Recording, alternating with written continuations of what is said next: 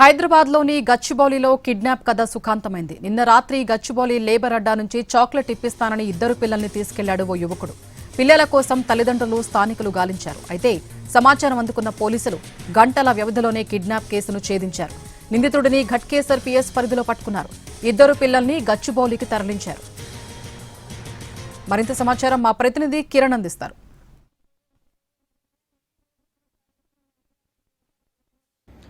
Gachibowli police station పరిధిలో ఇద్దరు చిన్నారుల కిడ్నాప్ కలకలం సృష్టించింది. గచ్చిబౌలిలోని సుదర్శన్ నగర్లోని ఒక కన్స్ట్రక్షన్ సంబంధించిన అడ్డాలో ఈ ఘటన చోటు చేసుకుంది. సాయంత్రం ఇందులో పనిచేస్తున్న వ్యక్తి ఇద్దరు బాలికలకు కూడా చాక్లెట్స్ ఇప్పిస్తానని నిన్న సాయంత్రం 4 గంటలకు ఆడుకుంటుండగా చిన్నారులను బయటకు తీసుకువెళ్లాడు.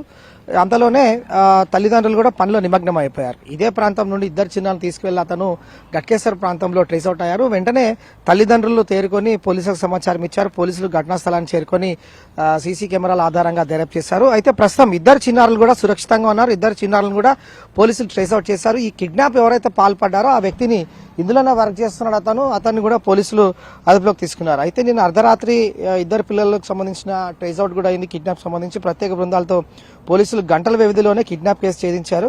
ఘట్కేసర్ పోలీస్ స్టేషన్ లో ప్రస్తుతం నిందితులను కూడా గుర్తించారు. వారిని అదుపులోకి తీసుకున్నారు. గచ్చిబౌలి పోలీసులు కిడ్నాప్ గురైన ఇద్దరు పిల్లలు కూడా సురక్షితంగా ఉన్నారు. చాక్లెట్లు ఇప్పిస్తామని నమ్మించి ఇదే లేబర్ క్యాంప్ లో పనిచేస్తున్న వ్యక్తి కిడ్నాప్ చేసినట్లుగా పోలీసులు నిర్ధారించారు.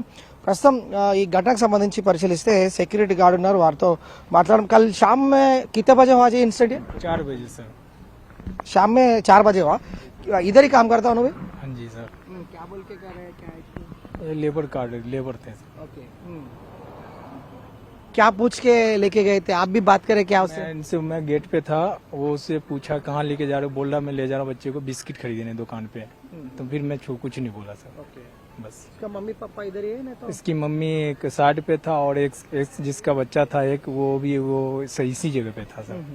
पुलिस वालों को कब बुलाए? मतलब उसको कब इन्फॉर्मेशन दी पुलिस वाले को ये इसके बारे में नहीं पता, उनको मम्मी पापा को बताएंगे सर. किडनैप करा सर और इधर ही काम कर रहा हूँ ना? हाँ इधर ही काम कर रहा सर. क्या काम करता हूँ?